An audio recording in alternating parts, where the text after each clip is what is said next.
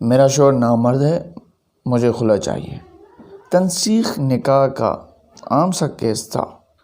اچھی پڑھی لکھی فیملی تھی، 2 پیارے سے بچے تھے، کیوٹ اور معصوم سے، لیکن خاتون بضد تھی کہ اس کو ہر حال میں خلا چاہیے، جبکہ میرا موکل مدعا علیہ شوہر شدید صدمے کی کیفیت میں تھا۔ جج صاحب اچھے آدمی تھے، انہوں نے کہا کہ آپ میاں بیوی کو چیمبر میں لے جا کر مصالحت کی کوشش کر لیں، شاید بات بن جائے۔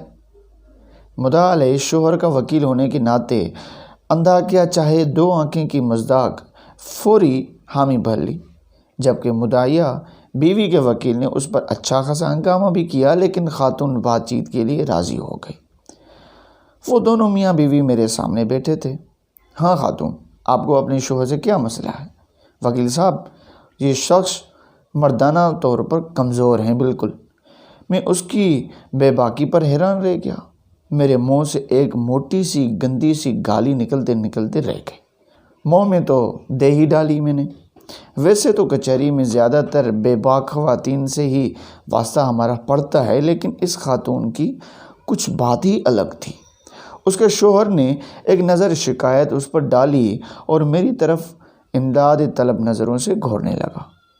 میں تھوڑا سا جھلا گیا کہ کیسی عورت ہے، ذرا بھی شرم اس کو نہیں آتی، ذرا بھی اس کو حیا نہیں آتی۔ تو میں نے بھی شرم و حیا کا تقاضا ایک طرف رکھا اور تیز تیز سوال کرنا شروع کر دیے۔ جب اس سے پوچھا کیا اپنے مرد سے اس کا گزارا نہیں ہوتا، تو کہتی ہے کہ ماشاءاللہ 2 بچے ہیں ہمارے، یہ جسمانی طور پر تو بالکل ٹھیک ہیں۔ تو بی بی پھر مردانہ طور پر کمزور کیسے ہوئے؟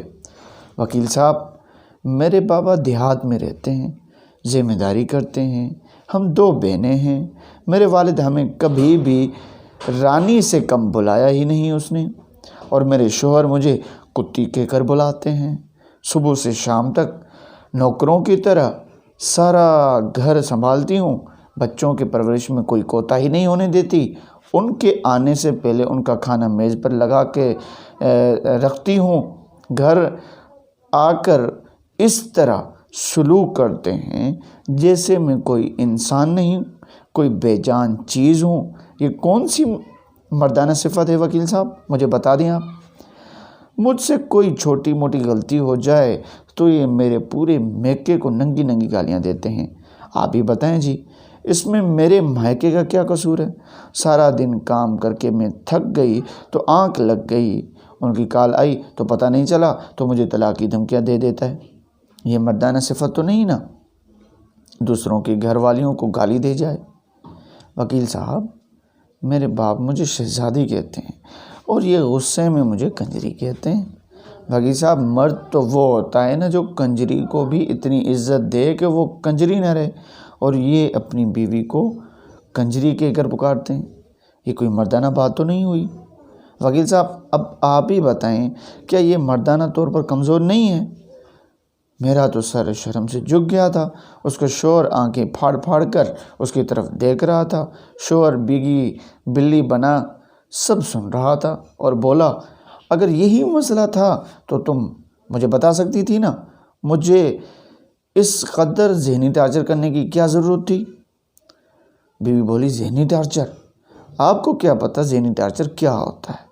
آپ کو کیا لگتا ہے آپ جب میری ماں بہن کے ساتھ ناجائز رشتے جوڑتے ہیں میں خوش ہوتی ہوں؟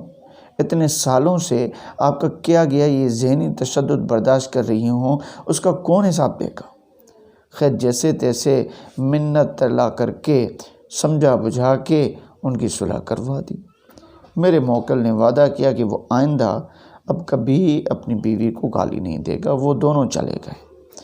وکیل صاحب کہتے ہیں کہ میں کافی دیر تک وہیں چیمبر میں سوچ بچار کر رہا تھا کہ اپنی بیٹی کو تو ہم جو ہیں وہ لاڈ پیار سے بلاتے ہیں نا، ناز نخرے اٹھاتے ہیں ان کے، اور دوسروں کی بیٹیوں کو گالیاں ایسے نکال دیتے ہیں جیسے وہ کسی کی اولاد ہی نہیں۔ تو میں نے بھی اس خاتون کو اس کے پہلے جواب پر دل ہی دل میں بہت گالیاں دی تھیں۔